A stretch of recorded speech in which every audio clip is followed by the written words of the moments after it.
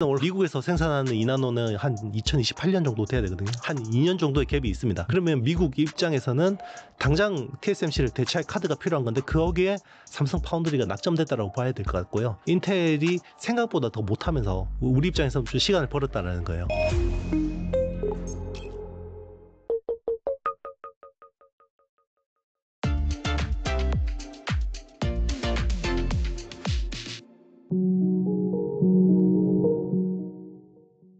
이용수 대표님 모셨습니다. 안녕하세요. 네, 안녕하세요. 네, 대표님도 모시고 우리나라 이제 반도체 플러스 삼성전자 다양한 그런 섹터 이슈에 대해서 알아보도록 하겠습니다. 일단 이 반도체 수출이 4개월 연속 최대 실적을 기록했습니다. 이 메모리 반도체 가격 상승과 HBM이라든지 DDR5라든지 수요 확대가 주요 원인으로 꼽히는데 이런 호조세가 하반기까지 이어질 수 있을까요? 네, 이어지면 좋겠죠. 네, 좋을 것 같은데 아무래도 관세 영향이 있을 것 같아요. 아, 반도체 관세요? 네네. 그러니까 이제 반도체 관세가 있을 거라고 이제 미리 대응을 한 거죠. 아, 그래서 먼저 수를 맞습니다. 땡겼다. 네. 그렇죠. 이제 재고를 미리 쌓아놓고 이제 그런 것들이 이제 사실 영향을 미칠 수밖에 없는데, 지금 보면 사실 그 관세가 부과됐는데 인플레도 괜찮고. 다 괜찮은 거 아니냐 이렇게 생각할 수 있는데 처음에는 기업들이 어떻게 대응을 하냐면 비용이 오르면 일단 떠나요. 좀. 네. 자기네들 마진에서 이제 충분히 이제 어느 정도 디펜스를 하고요. 바로 가격 전가하면 소비자들 저항이 커지기 때문에 일단은 이제 기업들이 마진으로 이제 좀 어느 정도 상쇄하는 부분이 있고 그리고 재고를 미리 쌓아놓죠. 이제 뻔히 관세가 부과될 것 같으면 재고를 좀 이제 미리 쌓아놓는 부분들이 있고 그게 이제 재고가 다 소진되면 어떻게 되냐. 그리고 이제 기업들도 적자를 내면서 팔 수는 없잖아요. 그렇죠. 그러면 이제 마진이 어느 정도까지 이제 양보를 하다가 결국은 소비자들한테 전가를 할 수밖에 없는데 그 시점이 이제 매달 갈수록 우리가 이제 데이터 가지고 확인을 할 수밖에 없는데 그러면 이제 그 관세 영향이 추가된 이제 그 가격을 소비자들이 사야 되잖아요. 특히나 미국 소비자들이. 거기서 이제 아무도 확신을 못 하는 겁니다. 네. 그러니까 결국은 영향이 있지 않을까라고 보는 거고 그러면 이제 반도체가 들어가는 최종재를 보면 B2B AI 인프라 쪽에 이제 서버에 들어가는 것들은 비용이 올라가도 어느 정도 상쇄가 될 것 같아요. 왜냐하면 이거는 이제 인프라의 성격이 강하기 때문에 어느 정도 상쇄가 되고 그리고 이제 트럼프가 감세 법안을 또 최근에 통과시켰잖아요. OBBA라는 법안을 통해서 빅테크들의 EPS를 개선시켜 줬어요. 그래서 이제 그런 것들을 관세 충격을 어느 정도 상쇄할 수 있는 여지들이 있는데 B2C가 애매하죠. 네, 스마트폰이나 PC. 최근에 이제 스마트폰이나 PC 잘 팔리잖아요. 이제 이거는 상당 부분 미리 재고로 땡겨놨는 거 수요라고 이제 봐야 되는 거고 막상 이게 이제 가격이 20-30% 올랐을 때 실제로 실효 관세율이라고 하면 미국이 이것저것 다 깎아주고 이런 거 치면 한 18%, 20% 정도 되거든요. 자, 이거를 이제 소비자들이 어떻게 받아들일 거냐. 흔쾌히 가격을 내고 살 거냐. 이제 여기에 대해서 많은 의문이 있죠. 반도체 업체들도 다 거기에 대해서는 많은 고민들이 있는 겁니다. 말씀 들어보니까 비단 이 반도체 이슈뿐만 아니라 전체 이 소비 시장, 컨슈머 시장 자체가 방금 말씀하신 것처럼 지금 당장은 영향을 받지는 않겠지만은 재고가 이제 소진이 되고 사실 이 관세로 인해서 가격이 오른다라고 한다면은 그런 부분이 또 인플레이션 압력 플러스 소비 둔화 이런 걸로 작용을 하면은 하반기 시장이 쉽지만은 않겠다라는 생각이 드네요, 또. 네, 맞습니다. 이게 반도체라는 게 우리는 이 반도체만 따로 떼서 파는 게 없잖아요. 그렇죠. 거의 대부분 완제품으로 파는 건데 그게 이제 결국 이제 글로벌 경기 영향, 소비 영향을 받을 수밖에 없기 때문에 특히나 이제 지금은 세계 무역 질서가 바뀌는 상황이기 때문에 여기에 대해서 그 누구도 예단할 수 없을 거라고 보고 있고 실제로 불확실성이 되게 크다고 봐야죠. 만약에 하반기가 계속 이렇게 지금 같은 추세로 반도체 가격이 오른다 그러면 지금이라도 사야죠. 그런데 이제 아무도 그렇게 세게 이야기할 수 없는 상황입니다. 이번에 좀 삼성전자 얘기를 해보자면은 지난번에 나오셔서 이 삼성전자 파운드리의 큰 호재가 있을 것이다라고 말씀을 하셨는데 그 이후에 정말 이 삼성전자가 테슬라와 22조 원 규모의 AI 반도체 계약을 체결을 했습니다. 특히 테슬라의 AI6 반도체 칩을 2나노 공정으로 제작한다라는 것이 핵심인 것 같은데 이 투자 관점에서 어떻게 봐야 되나요? 일단 이제 그 삼성 파운드리가 거의 벼랑 끝에 몰렸다가 이제 절벽에 떨어지기 직전에 이제 일론 머스크가 딱 손잡아주면서 좀 기사회생을 했다라고 볼 수 있나요? 맞습니다. 기사회생을 했다라고 봐야 되는 거고요. 물론 이제 도전 과제는 아직 남아 있습니다. 2나노 공정으로 테슬라의 칩을 안정적으로 생산을 해야 돼요. 그러니까 일로는 수시로 테일러 팹을 방문할 거고요. 그 팹을 해집고 다닐 겁니다. 네, 그래서 이게 안 될 것 같으면 빨리 또 전환을 하겠죠. 그러니까 삼성 파운드리 입장에서는 무조건 이건 성공시켜야 되는 거고요. 여기서 만약에 이거를 못하면 점차 진짜 이제 삼성 파운드리 비즈니스에 대해서 많은 의문을 가질 수밖에 없게 될 것 같습니다. 근데 이제 저는 그래도 잘 될 거다라고 보는 쪽인데요. 결국은 이제 미국 내에서 팹을 가지고 있다라는 희소성이 있죠. 특히나 뭐 선단 공정, 5나노, 4나노, 3나노, 뭐 2나노 이렇게 선단 공정을 할 수 있는 팹을 가지고 있다라는 건 굉장히 큰 메리트고, 그리고 이제 TSMC도 물론 이제 뭐 애리조나에다가 팹을 크게 꾸리고 했지만 두 회사 간의 약간 전략이 좀 다르거든요. TSMC도 원래 N-1이라는 정책이 있어요. 그래서 원래 본사에서 최첨단 공정을 하면 해외 팹은 보통 한 세대 정도 뒤처진, 한 세대, 두 세대 뒤처진 팹들을 꾸리거든요. 그래서 지금 2나노 같은 경우는 TSMC는 올 하반기에 아마 본사에다가 세팅을 할 거고, 실제로 근데 이제 미국에서 생산하는 2나노는 한 2028년 정도 돼야 되거든요. 27년, 28년 정도 돼야 되기 때문에 한 2년 정도의 갭이 있습니다. 뭐 이거는 왜 그렇게 하냐면 대만이라는 국가가 정말 이제 생존이 달린 문제예요. TSMC라는 게 없으면 대만을 지켜줄 이유가 굉장히 많이 줄어들거든요. 미국 입장에서는. 뭐 트럼프가 이번에 푸틴하고 협상하는 거 봤잖아요. 자기한테 도움이 안 되는 카드를 가진 우방국들을 어떻게 대하는지.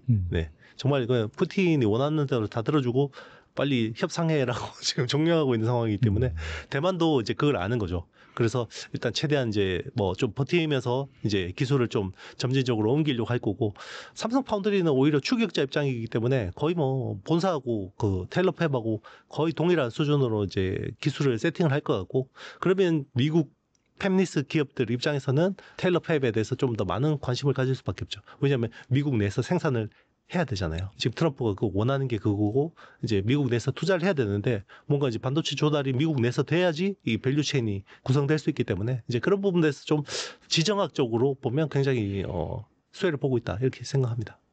사실 뭐 트럼프라든지 미국 입장에서는 TSMC 의존도가 너무 큰 것 자체가 상당히 불편한데, 근데 그런 것들을 삼성전자가 좀 해지할 수 있는 좋은 카드다, 뭐 이렇게 인식했다라고 볼 수도 있겠네요. 네, 맞습니다. 그거는 원래 이제 우리가 삼성 파운드리에서 좀 기대했던 부분들이고, 원래 이제 그거는 있던 수혜잖아요. 근데 좀 더 달라진 거는 이제 미국 내에서 생산하는 쪽에서 보면 삼성 파운드리라는 카드가 좀 더 이제 밸류가 생긴 거죠. 왜냐하면 삼성 파운드리가 거의 첨단 공정을 미국에다 올인하고 있기 때문에, 물론 이제 우리 국가적인 차원에서는 좀 아쉬운 부분은 있지만 뭐 지금은 추격하는 입장이기 때문에 불가피한 측면이 있다고 생각합니다. 근데 사실 만약에 그 수혜도 못 받으면은 그냥 자국의 공장을 짓는다라고 해서 해외에서 수요가 발생하는 것도 아니고, 사실 뭐 어쩔 수 없는 선택이라기보다도 어떻게 본다면 지금 상황에서 꼭 해야 되는 선택이라고 볼 수 있겠네요.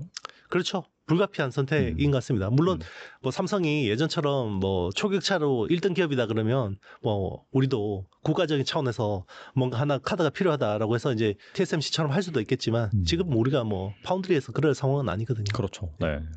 그리고 뒤이어서 또 애플의 이미지 센서, 이걸 또 삼성 파운드리에서 생산하는 그런 계약을 체결을 했는데, 소니가 거의 독점하다시피 한 이미지 센서 시장을 삼성 파운드리가 수정할 까닭은 또 무엇이라고 볼 수 있을까요? 이것도 이제 사실 어떤 지정학의 어떤 변화에 반사이익을 봤다라고 볼 수 있는데요.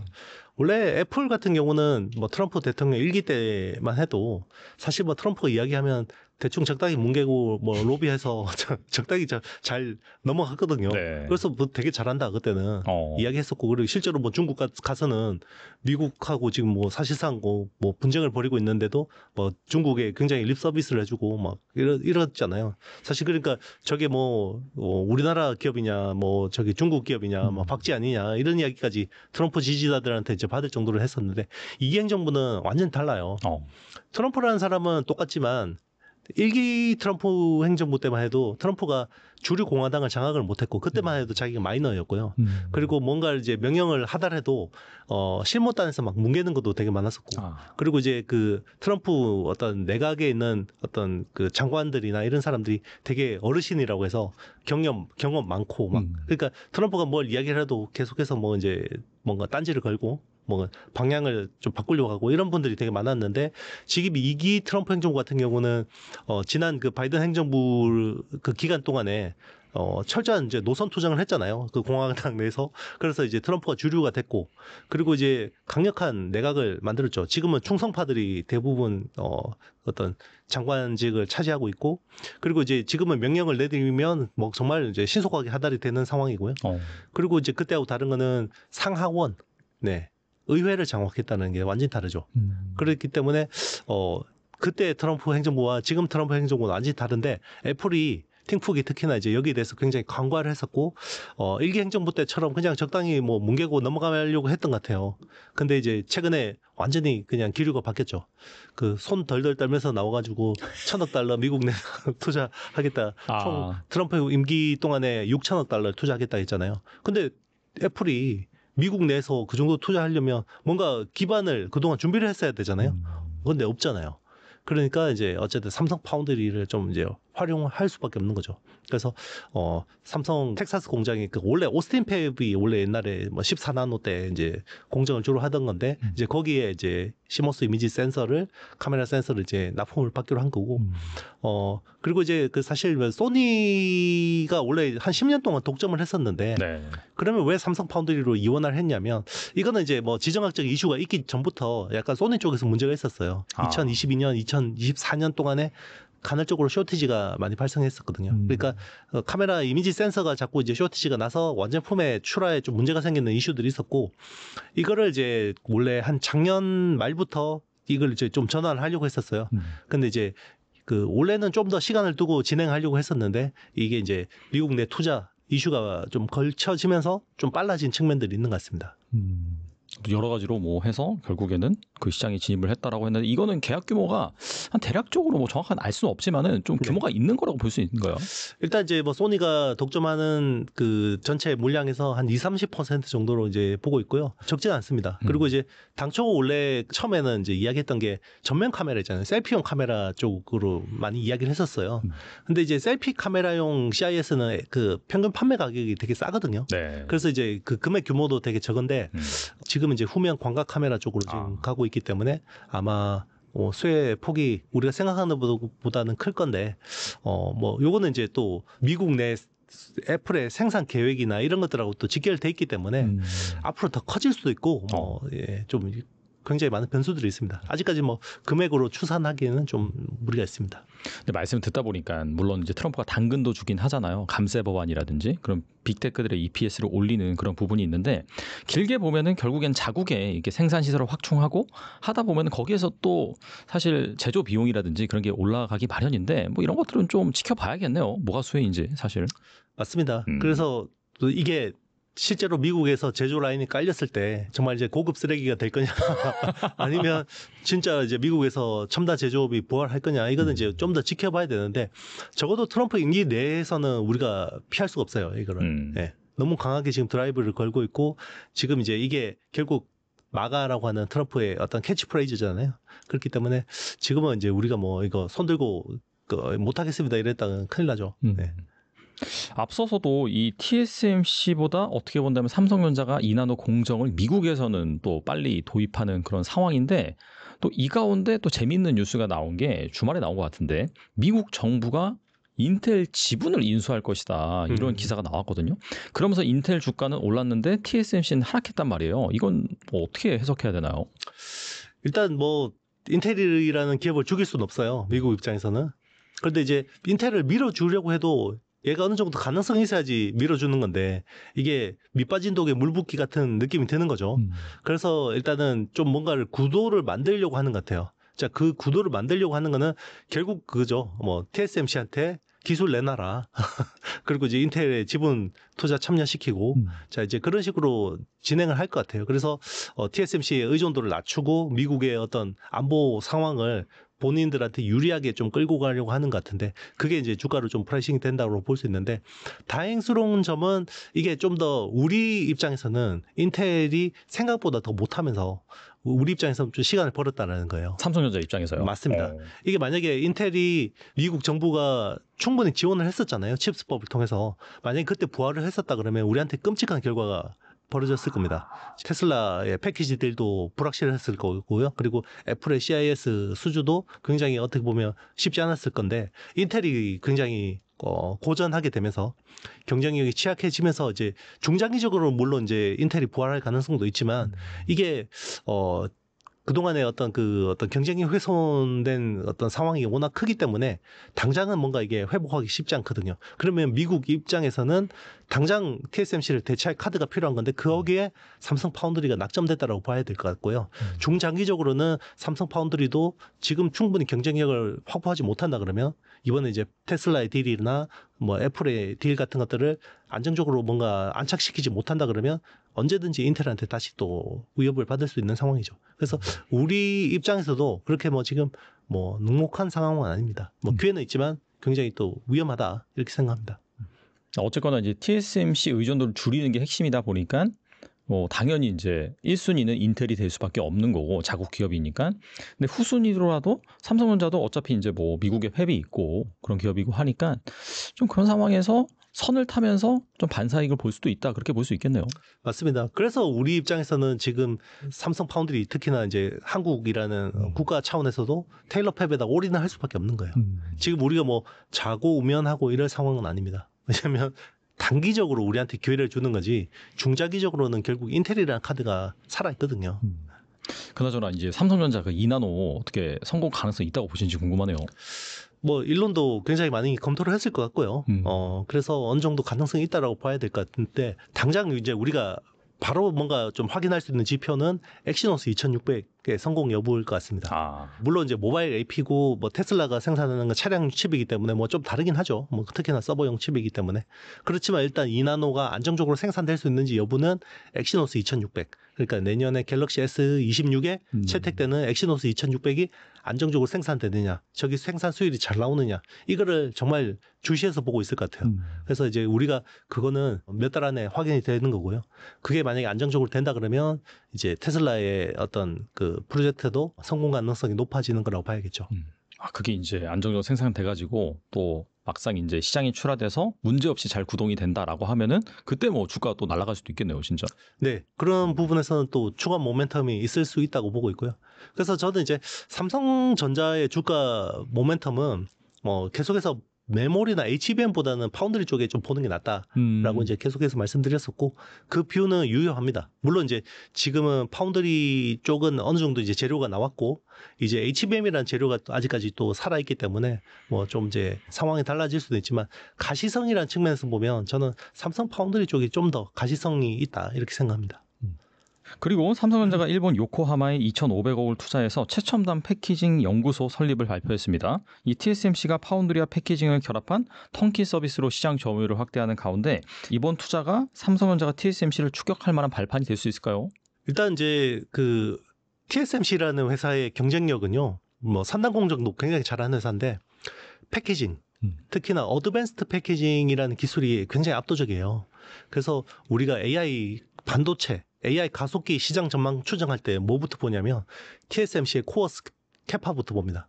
코어스라는 게 이제 2.5D 패키징이죠. 이제 뭐 GPU하고 HBM을 3층 구조로 만드는 거죠. 그 인터포저로 이렇게 연결하고 그 밑에 이제 플립치 BGA 구조로 이제 이렇게 3층으로 이렇게 연결하는 주상복합 구조라고 하죠. 이제 그런 식으로 하는 건데 그 패키징이 제일 중요한 거고요. 그리고 이제 이게 점점 더 확장이 되는 흐름입니다. 이제는 앞으로는 웨이퍼 단계 수준의 정말 이제 칩을 병렬로 쭉 연결해서 이제 웨이퍼 수준의 칩의 패키징을 만들려고 하고 있거든요. 그게 이제 최근에 TSMC가 공개한 소우 X라는 거죠.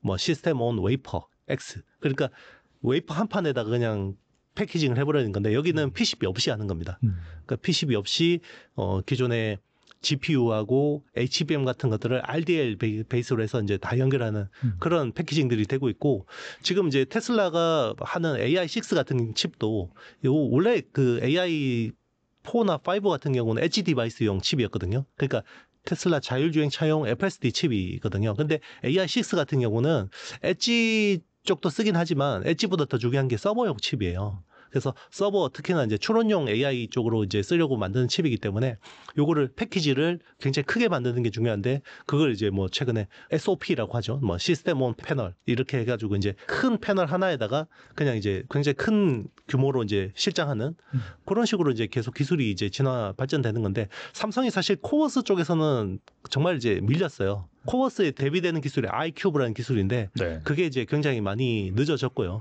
지금은 이제 거의 뭐 웨이퍼, 패널 단계의 어떤 패키징을 하려고 하는 기술들이 굉장히 활발해지고 있는데 이제 여기서는 삼성이 좀 더 이제 뭐 속도를 내서 조금 이제 추계를 한다 그러면 완전히 양상이 조금 이제 달라질 수 있겠죠. 특히나 빅테크들 자체 설계 칩들을 그런 식으로 큰 패키지로 만들고 싶어 할 거거든요. 그런 쪽에서 많은 관심을 가지고 있을 거라고 봅니다. 그래서 최근에 테일러팹에 원래 투자했던 것보다 플러스 알파로 10조 원 규모를 더 추가 투자하기로 했거든요. 그런 이야기가 나오고 있는데 네. 그거 대부분 패키징 쪽으로 들어갈 거예요. 그래서 그 패키징 쪽으로 아마 SOP나 뭐 iCube나 이런 쪽으로 이제 투자가 될 거라고 보고 있습니다.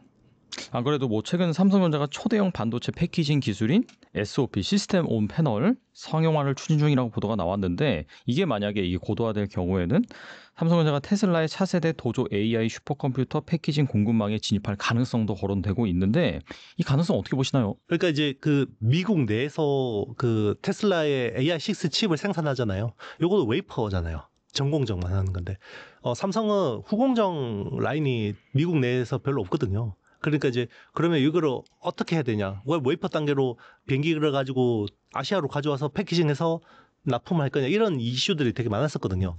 초창기에는 아마 뭐 그런 식으로 할 수도 있을 것 같아요. 그래서 웨이퍼만 만들어서 비행기로 특송으로 보내서 아시아에서 패키징을 해서 다시 미국으로 가져가는. 그런데 물류가 굉장히 복잡해지고 거기서 또 수율이 떨어지고 할 거 아니에요. 이제 그래서 이제 미국 내에서 이제 그런 것들을 해야 되는데 일단은 지금 테슬라 차원에서 검토하는 거는 전공장은 AI6 웨이퍼는 테일러에다가 맡기고 삼성 파운드리한테 맡기고 후공정을 인텔에다 맡기는 걸 좀 생각하는 것 같아요. 그래서 인텔이 의외로 패키징 기술이 좋거든요. 그래서 뭐 EMIB라고 해서 이제 실리콘 브릿지를 활용해서 뭐 하는 그런 이제 패키징 기술을 좀 제안을 한 걸로 아는데 삼성도 근데 이제 결국 부가가치를 높이려면 일괄 라인을 꼬리는 게 되게 중요하잖아요. 그래서 웨이퍼 생산부터 패키지까지 직접 하려고 하는데 거기서 제안한 게 이제 SOP 같은 기술들인 거죠.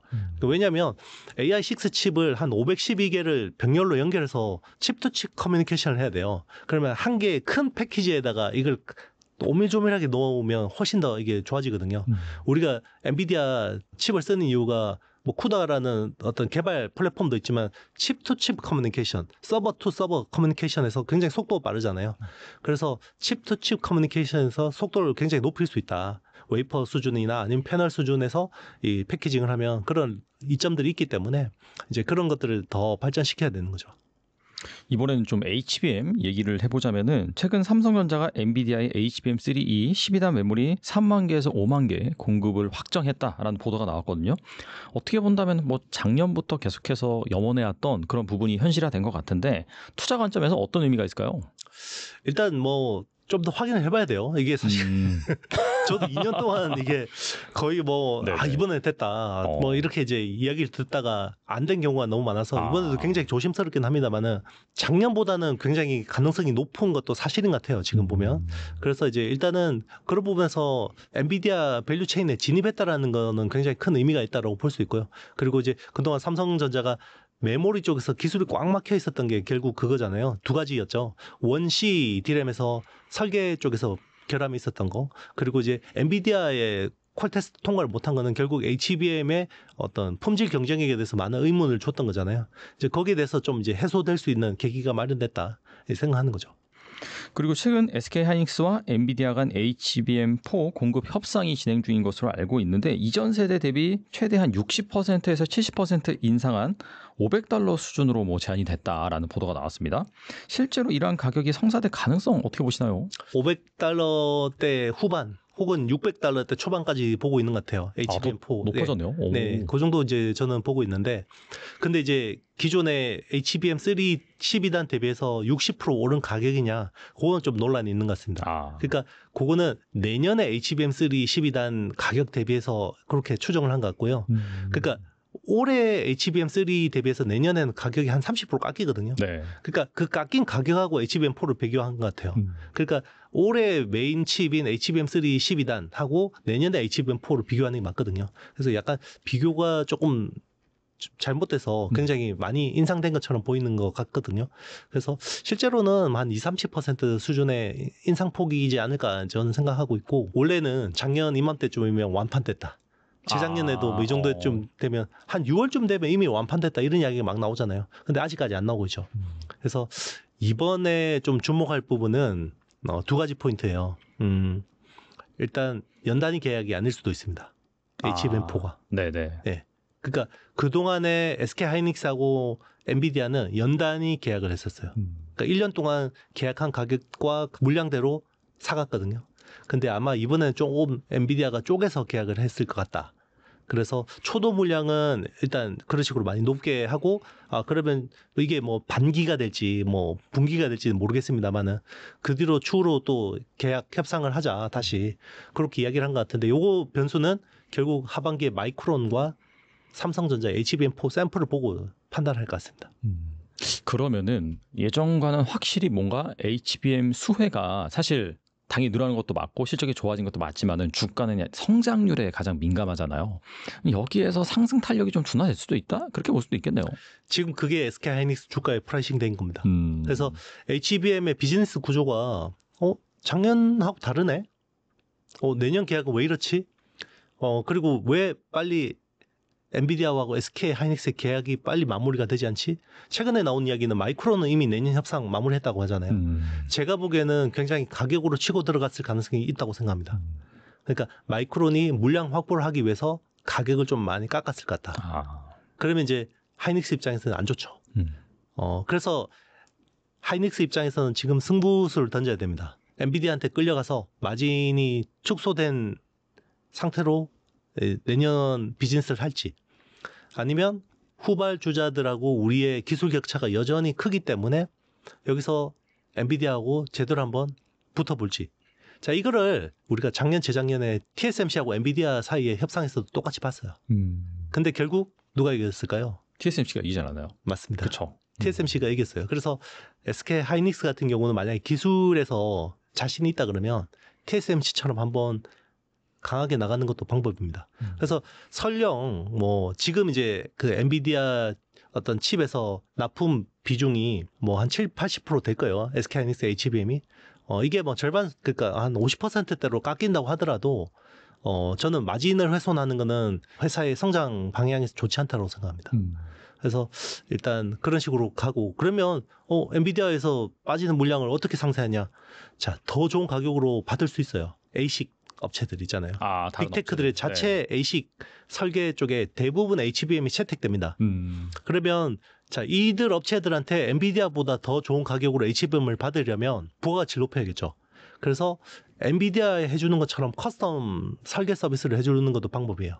그러니까 지금 SK 하이닉스가 HBM에 커스텀 설계를 해주는 거는 엔비디아밖에 없거든요. 근데 그거를 이제 뭐 마이크로소프트나 아니면 뭐 구글이나 네. 메타에다가도 제안을 한다 그러면 부가가치를 더 훨씬 높일 수 있죠. 대신에 이제 물량이 분산되고 이제 관리 포인트가 늘어나는 거는 조금 이제 안 좋을 수 있지만, 저는 SK 하이닉스가 결국 그 AI 혁명에서 회사가 제대로 레벨업이 되려면 메모리를 하는 파운드리 회사가 돼야 된다고 생각하거든요.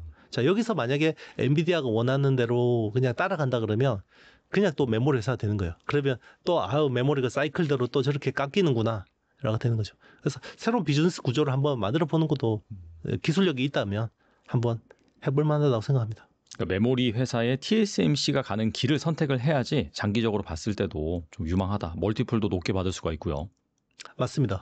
그래서 뭐 삼성전자나 마이크론하고 비슷한 수준의 제품밖에 못 만든다 그러면 그거는 부가가치가 없다고 봐야겠죠. 네. 그런데 점점 더 커스터마이징 서비스를 요구하고 있잖아요. 거기에 대해서 그 정도 편익을 줄 수 있다 그러면 충분히 가격으로 전가를 할 수 있겠죠. 거기에 대한 또 뭔가 이제 뭐 리트머스 시험지가 되겠죠. 내년 시장은. 그렇다면 삼성전자의 HBM4 공급 가능성에 대해서 어떻게 보세요?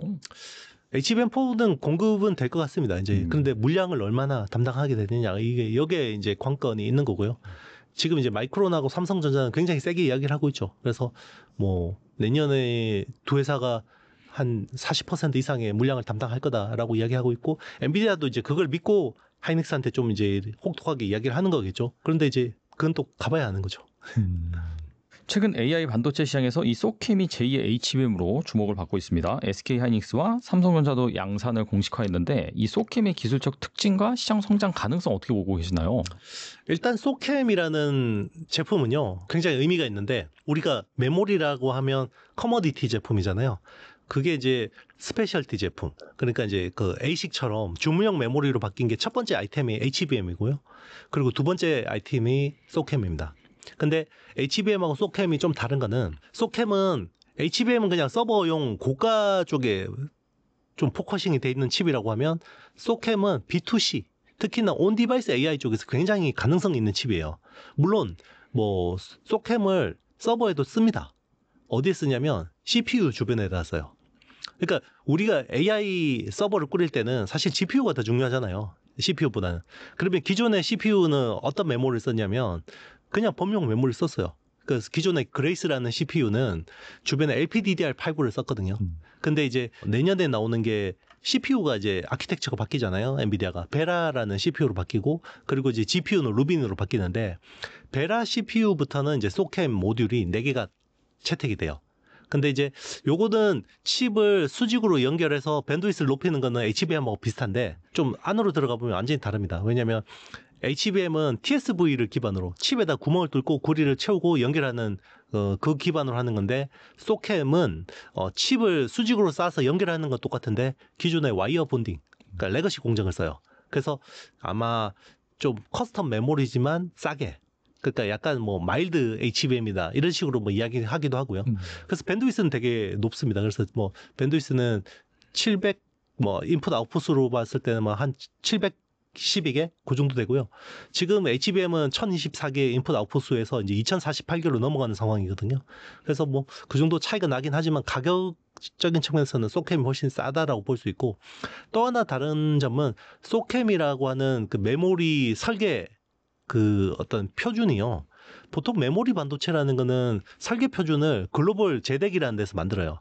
제덱이라는 데서 뭐 DDR4, DDR5, 뭐 LPDDR5 이런 식으로 설계를 만들면 거기에 맞게 이제 그 설계 가지고 공정으로 만드는 거거든요. 근데 소캠이라고 하는 이 설계 표준을 엔비디아라는 개별 회사가 만든 거예요. 그래서 이건 제덱하고는 별개입니다. 네. 그래서 이제는 개별 회사가 제안해서 설계를 한 메모리가 만들어지는 시대가 이제 열릴 수 있다라는 거를 소캠을 통해서 알 수 있는 거죠. 그렇다면은 이 분야에서 좀 경쟁력을 우리나라 반도체 업체들은 가지고 있는지 어떻게 보세요? 우리나라 잘할 수 있어요. 왜냐하면 이게 HBM보다 좀 싸게 만드는 기술들이 되게 많이 필요하거든요. 그보다 더 하이 퀄리티 기술은 아니다. 맞습니다. 네. 그러니까 HBM을 좀 싸게 만들어야 돼요. 여기 필요한 것들이 뭐 칩하고 칩을 연결하고 그리고 이제 밴드위스를 높이고 수직으로 쌓고 이런 부분들이잖아요. 그래서 우리가 잘할 수 있는데 이제 가성비 있게 만들어야 되죠. 그리고 이제 소캠이라는 메모리가 1세대 제품이 지금은 이제 엔비디아의 개인용 슈퍼컴퓨터에 채택이 됐거든요. 근데 1세대 칩은 마이크론이 대부분 납품을 하고요. 아마 2세대부터 삼성전자나 하이닉스가 메인으로 납품하게 될 것 같은데 사실 본 게임이 2세대 혹은 3세대부터 될 거라고 보고 있어요.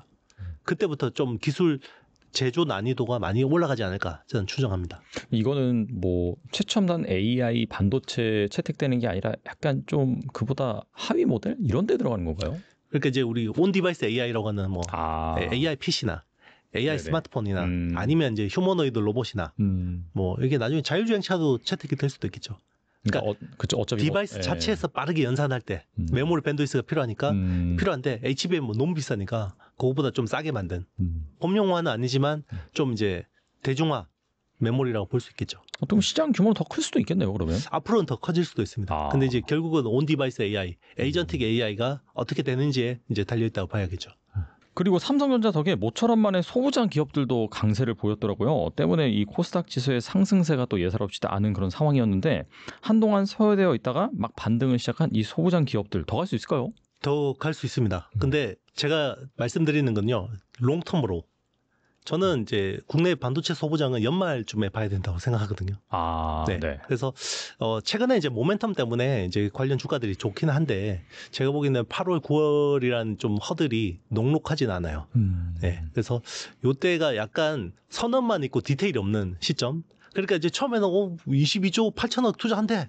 그러면 이제 뭐 많이 들어야겠구나라고 하지만 실제로 이제 발주가 수주가 나오거나 이 숫자로 찍히는 데는 좀 시간이 필요하단 말이에요.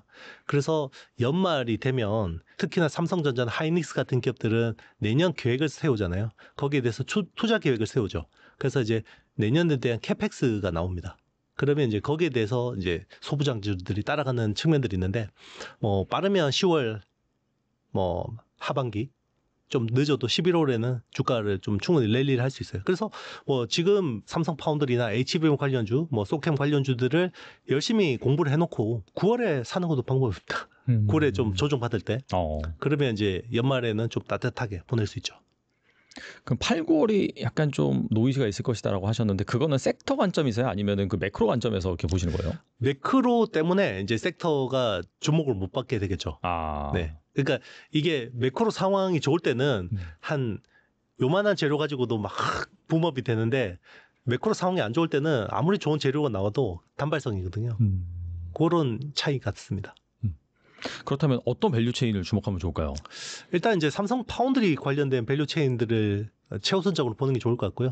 그리고 이제 패키징이나 이런 쪽에 이제 투자 뭐 그런 아이들을 보는 게 좋을 것 같은데 일단 이제 삼성 파운드리 쪽으로 이제 밸류 체인 그러면 당장 직접적으로 수혜를 보는 건 오사트 업체들. 그래서 이제 뭐 두산 테스나나 뭐 하나 마이크론. 특히나 두산 테스나는 삼성 파운드리 매출 비중이 절대적이거든요. 그렇기 때문에 이제 아마 삼성 파운드리의 거의 프록시 중소형주는 두산 테스나라고 봐야 될 것 같고요. 뭐 하나 마이크론은 약간 뭐 분할 이슈도 있고 노이즈가 있었는데 최근에 좀 철회가 됐기 때문에 조금 이제 좋아질 수 있다고 보고 있고 그리고 이제 디자인 하우스나 IP 관련된 기업들 있잖아요. 카운칩스, 뭐 AD 테크놀로지 그리고 이제 뭐 에이지글랜드, 칩셋 미디어 뭐 이런 회사들도 좀 관심을 가질 만하죠. 전반적으로 일단 패키징 회사, 후공정 쪽에 좀 주목을 하되 방금 말씀하신 뭐 디자인 하우스도 같이 봐야 된다 그렇게 볼 수가 있겠네요. 네, 맞습니다. 일단 삼성 파운드리 쪽으로 이제 뭔가 테슬라가 이제 테이프를 끊어줬잖아요. 그래서 그동안 파운드리라는 거는 사실 신뢰의 비즈니스거든요. 근데 신뢰가 훼손됐었고 그게 지난 2년 동안 고생한 이유인데 그 신뢰를 뭔가 회복할 수 있는 계기를 마련했기 때문에 지금 TSMC 팹은 계속해서 가득 차 있단 말이에요. 그리고 이제 순번표도 너무 길고 작은 물량 가지고는 좀 막히기도 쉽지 않고 이제 그런 선단 공정이 필요하지만 뭐 프로젝트 규모가 크지는 않은 그런 쪽에서는 삼성 파운드리를 이제 찾아올 수 있고 그러면 이제 디자인 하우스나 IP 쪽에서 이제 뭔가 좀 이제 활발해질 수 있다고 볼 수 있고요. 그리고 이제 미국 내에다가 삼성 파운드리 쪽에서 투자하는 10조 원 규모의 패키징 이쪽은 대부분 어드밴스드 패키징 쪽일 거예요. 뭐 그런 쪽은 뭐 국내에서 우리 어드밴스드 패키징 이야기하면 항상 나오는 회사가 한미반도체, 이오테크닉스, 제반 장비를 하는 PSK 홀딩스 뭐 이런 회사들을 뭐 관심 가져볼 만한 것 같습니다. 그리고 미국 반도체 기업 인텔이 이 경영난으로 대규모 구조조정을 단행하면서 유리기판 연구 개발 중단과 사업 철수를 검토 중이다라는 보도가 나왔거든요. 만약에 인텔이 이 유리기판 사업을 접으면은 우리나라 기업 뭐 SKC라든지 삼성전자, LG 이노텍 이런 국내 기업들이 반사이익을 볼 수 있다라는 얘기가 나오는데 어떻게 보고 계신가요? 네, 반사이익을 볼 수 있을 것 같아요. 그러니까 인텔이 사실 2023년에 유리기판이라는 거를 가지고 나서 시장의 관심을 확 끌었고 사실 이쪽으로 불을 지핀 거거든요. 그래서 인텔이 한다고 하니까 AMD도 한다고 그러고 뭐 최근에는 이제 엔비디아까지 막 TSMC하고 같이 이야기를 많이 했었는데 일단 인텔이 원래는 자체 라인을 꾸리려고 했어요. 그러니까 이제 자기네들을 칩에다가 패키징 할 때 쓰려고 하는 건데 자체 그 유리기판 라인을 구축하려고 했었거든요. 그러니까 내재화 라인이죠. 그리고 이제 그 일부는 또 외주 조달을 받으려고 했죠. 그래서 우리 입장에서는 그래도 인텔이 좀 이원화 과정이나 이런 쪽에서 우리가 뭐 좀 수혜를 볼 거라고 생각했는데 그러면 인텔이 자체 라인이 없어지면 거기 우리가 이제 상당 부분 담당을 하게 될 가능성이 높아지는 거고요. 기회가 있는 거고. 특히나 이제 미국에다가 팹을 깔았던 뭐 SKC 앱솔릭스 같은 회사들은 좀 이제 가능성이 있다라고 봐야 되는 거고요. 또 하나 이제 인텔이 그 사업을 정리하면서 고급 인력들, 유리기판 관련된 인력들이 있잖아요. 그런 쪽에 이제 핵심 인력들을 우리가 또 데려올 수 있는, 유치할 수 있는 그런 가능성이 생긴 거죠. 그런 측면에서 우리한테는 나쁘지 않다. 그리고 최근에 좀 디스플레이 업황 자체도 굉장히 좋아지고 있잖아요. 그래서 이게 유리기판하고 디스플레이가 사실 다른 아이템이라고 보이지만 사실 거의 하는 회사가 겹치거든요.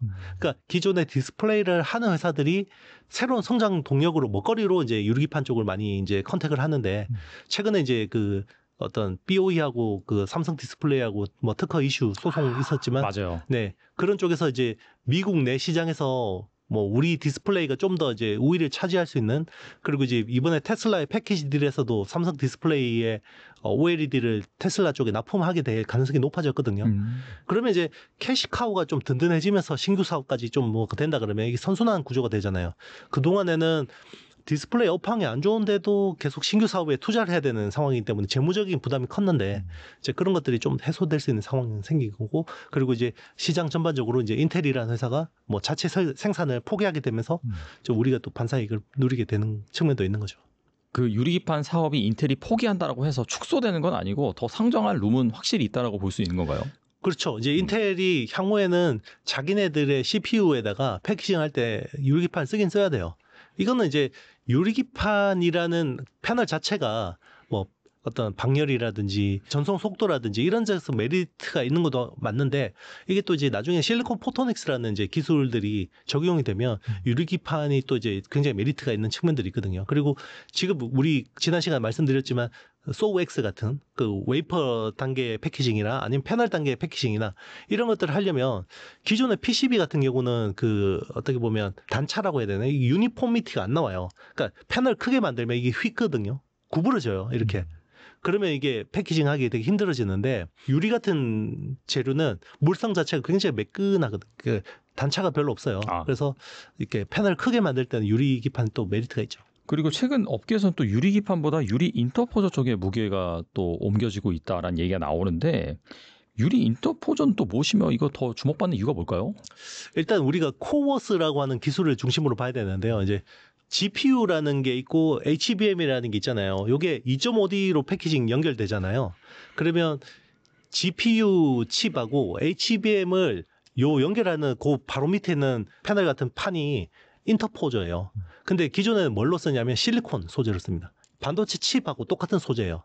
그래서 어떤 식으로 하냐면 TSMC 같은 경우는 위에 GPU 같은 경우는 자기네들 생산하잖아요. 그게 보통 이제 3나노 뭐 2나노 수준이잖아요. HBM은 하이닉스한테 받아오잖아요. 요걸 가지고 패키징을 할 때 UMC라는 회사, 그 대만에 있는 TSMC에 이어서 이제 큰 그 파운드리 회사인데 UMC한테 요 실리콘 인터포저 패널을 받아와요. 그거를 가지고 이제 패키징을 하거든요. 그리고 이제 제일 밑에 들어가는 패널이 플립칩 BGA라고 해서 기존의 플라스틱 기판 기반이거든요. 위에 있는 실리콘 인터포저를 유리로 바꾸는 거는 유리 인터포저. 그 밑에 있는 플립칩 BGA를 유리 기판으로 바꾸는 거는 유리 코어 기판이라고 해요. 그래서 글래스 코어 기판이라고 하거든요. 그래서 두 개가 좀 다르죠. 정밀도 측면에서는 유리 인터포저가 훨씬 더 정밀해야 되고요. 선폭이라든지 라이트 앤 스페이스가 훨씬 더 디테일해야 되는 거고, 대신에 밑에 있는 플립칩 BGA를 대체하는 글래스 코어 기판 같은 경우는 라이트 앤 스페이스 같은 경우는 좀 유리 인터포저보다는 좀 덜한데 요거를 복층으로 쌓아야 돼요. 그러니까 플립칩 BGA라는 게 사실 복층 구조거든요. 그래서 이제 그런 부분에서 좀 어려움이 있죠.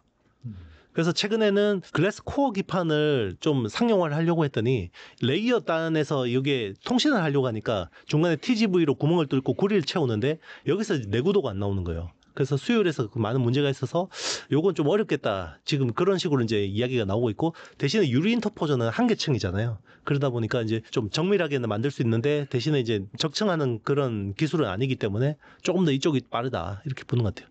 그리고 이제 웨이퍼 자체가 굉장히 이제 인터포저용 웨이퍼 수급 자체가 좀 어렵다 보니까 유리 인터포저로 좀 바꾸려는 니즈도 있는 것 같고요. 가격도 좀 싸고. 네. 우리나라 기업들이 잘 할 수 있을까요? 그렇다면?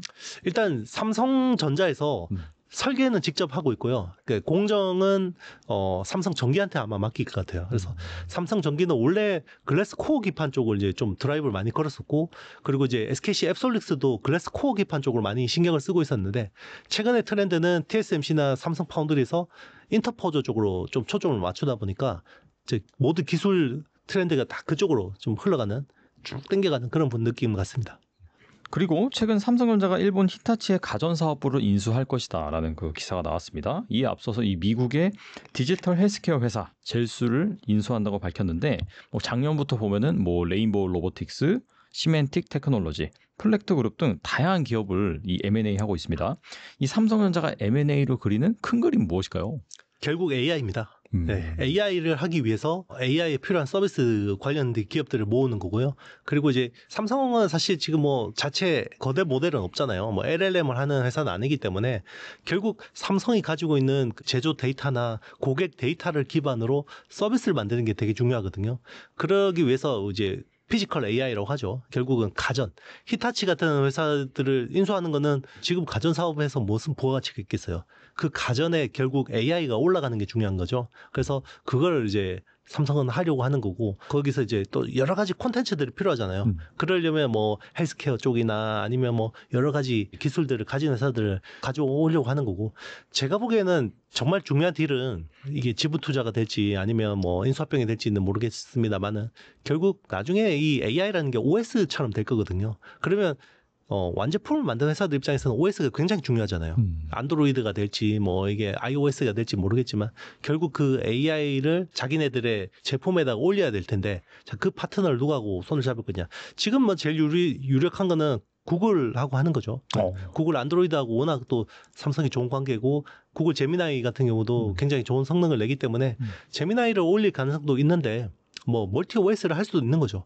그 중에 하나가 이제 예전에 바다 같은 자체 OS를 하고 싶어하는 니즈도 있을 거고, 그러려면 이제 뭐 미국의 약간 세컨 티어에 있는 AI 업체를 지분 투자하거나 인수하는 것도 방법이겠죠. AI 업계 어떻게 보면 모든 디바이스를 좀 총괄하는 좀 그런 꿈을 그리고 있는 것 같긴 하네요. 말씀 들어보니까. 그렇죠. 이제 앞으로는 우리가 예전에 휴대폰이 피처폰에서 스마트폰으로 바뀔 때는 결국 OS가 휴대폰으로 올라가면서 완전히 바뀐 거잖아요. 그러니까 이제는 모든 영역에 AI가 올라가는 거예요. TV든 가전이든 자동차든 우리가 쓰는 모든 전자제품에는 이제 AI 기반으로 돌아가게 될 거거든요. 거기서 삼성이 단순히 엣지단에서의 제품만 만들면 부가가치가 없죠. 데이터도 쪽쪽 빨릴 수밖에 없는 거고. 그러면 자기네들이 적어도 미들웨어, 뭐 OS를 못 하더라도 미들웨어 정도는 해서 자기네들 어쨌든 그 어떤 핵심 데이터들을 계속 쌓아가는 게 중요하겠죠.